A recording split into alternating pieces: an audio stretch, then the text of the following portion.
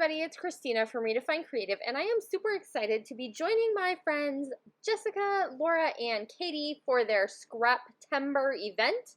And today we are focusing on black and white, which if you have been around my channel, you know black and white is my jam.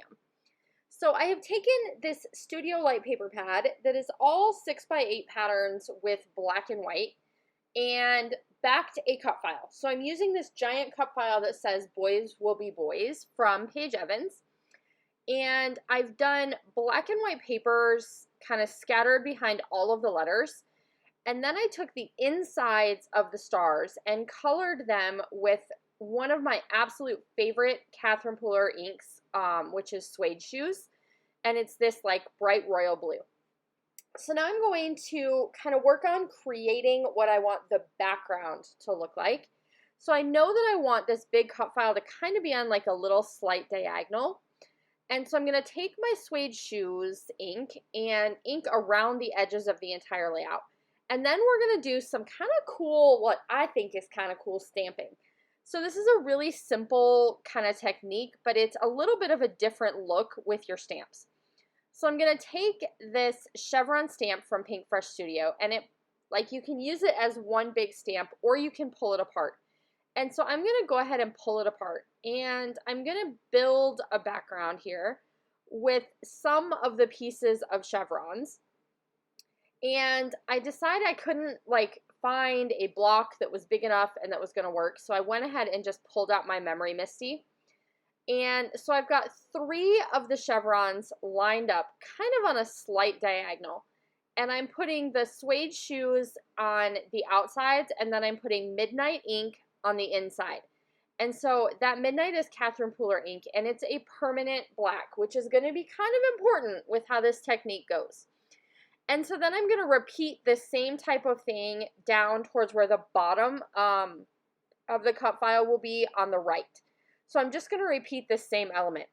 Now I am using textured cardstock, and I did that on purpose because it creates some really cool textured lines with your stamping. Now because I'm making kind of a messy background, I really wanted that extra texture. If you're doing something where you want the image to be nice and crisp, you're probably not going to want to stamp on texture like I did. So then what I'm going to do is I'm going to take my water brush and I am brushing it over the top of this area that I stamped with that blue suede, like the Suede Shoes ink pad. And I start with just the blues, but then I'm going to go back and I'm actually going to add a little bit more color because I want it to be a little bit more like messy mixed media looking. So I'm going to kind of extend it across. And the cool thing is that Midnight Black ink from Catherine Pooler isn't going to react with the water, but the blue is. So I can go ahead and pull that color like all the way across that middle stamped image, and it's not going to do anything to alter the look of the black section. It's only going to mess with the blue, which I think is super cool. So I'm adding in some extra color. I'm making it super messy. I really like this technique because you can still see the stamped images. So you keep the lines, you keep that really cool stamp detail, but you also get kind of a cool like watercolory look. And that's just really going to make, I think, a really cool background to put my cut file on. So I am going to go ahead and put foam adhesive behind my cut file. So I'm just going to take these strips and kind of line all of the letters with them so that it's going to stand up just a little bit off that background page.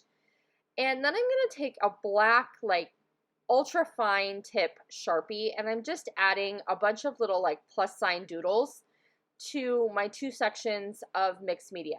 So this is, to me, is very much a mixed media look. I am somebody like, I dabble in mixed media. I don't do a ton. I haven't like ventured into the really fancy stuff, but I love using stamps and inks to get kind of cool different looks. So this is definitely like my speed of mixed media. And when I work with layouts that are black and white, I tend to like to do black and white with a pop of a bright color. And so in this case, it happens to be this pop of really bright blue, and I just love how that looks with the black and white. So I'm using some of the pattern paper like pieces that I had left over to create some mats behind my photo.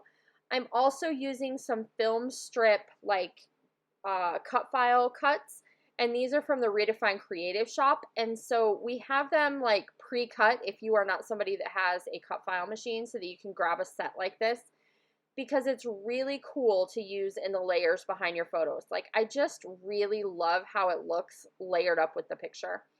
And I also am going to take a little piece of it and kind of layer it up with my cut file. So then I'm going to kind of work on some finishing details. I am not going to do the journaling on the video. I'm going to go back after. But this is kind of a crazy picture of my little guy, Ty. And so kind of the story behind this picture, he's holding two Capri Suns.